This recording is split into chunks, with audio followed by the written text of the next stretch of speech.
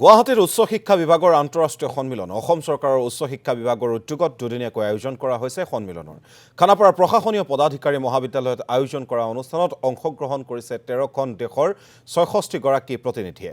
750খন মহাবিদ্যালয় আৰু বিশ্ববিদ্যালয়ৰ অধ্যাপকেও অংশ লৈছে এই সন্মিলনত ৰাজ্যৰ বিভিন্ন শিক্ষা প্ৰতিষ্ঠানৰ 400 গৰাকী শিক্ষাৰ্থীৰ অংশগ্ৰহণ এই সন্মিলনত আৰু তাৰ সমান্তৰালভাৱে আন্তঃৰাষ্ট্ৰীয় প্ৰেক্ষাপটত শৈক্ষিক সহযোগিতা বৃদ্ধিৰ লগতে উচ্চ শিক্ষাৰ ক্ষেত্ৰত বহনক্ষম ভৱিষ্যতৰ বাবে গৱেষণা আৰু উদ্ভাৱনক উৎসাহিত কৰাৰ লক্ষ্যৰে আয়োজন কৰা হৈছে এই সন্মিলনৰ উদ্বোধনী অনুষ্ঠানত ভাৰ্চুৱেল মাধ্যমত উপস্থিত থাকে ৰাজ্যৰ শিক্ষামন্ত্ৰী ডক্টৰ ৰণোজ পেগু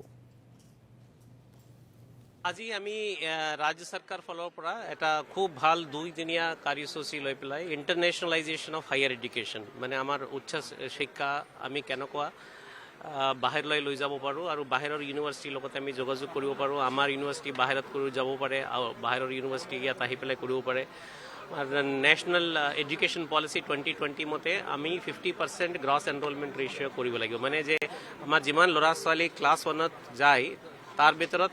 50%টো আমিতো হায়াৰ এডুকেশ্যনটো কমপ্লিট কৰিব লাগিব কমচে কম আণ্ডাৰ গ্ৰেজুৱেশ্যনে হওক পষ্ট গ্ৰেজুৱেশ্যনে হওক গতিকে আমি এইটো টাৰ্গেট লৈ পেলাই 2035 আগতে আমি কেনেকৈ কৰিব পাৰোঁ আৰু এইটো সংক্ৰান্তত বহুত ধৰণৰ কথা আছে ইউনিভাৰ্চিটিবিলাক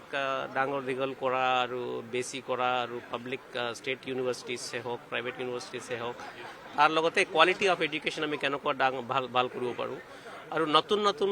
কোৰ্চেছ নতুন নতুন ছাবজেক্ট যিকেইটা মাৰ্কেটত আজিকালি লাগে নতুন কোম্পানীবিলাক টেকন'লজি হওক ছায়েন্সে হওক ৰিচাৰ্চে হওক সেইকেইটা বস্তু সংক্ৰান্তত আজি আমি 15টা MOU সহি কৰিছোঁ বিভিন্ন ফৰেইন ইউনিভাৰ্চিটিছ লগতে আমাৰ এইটো নহয় যে আমি গভৰ্ণমেণ্ট লেভেলত কৰিছোঁ সেইকেইটা বস্তু ইউনিভাৰ্চিটি লেভেলত সৰু জাগাত হ'লেও ডুমডুমা নিচিনা কলেজৰ পৰা আৰু এনেকুৱা কৰি আছোঁ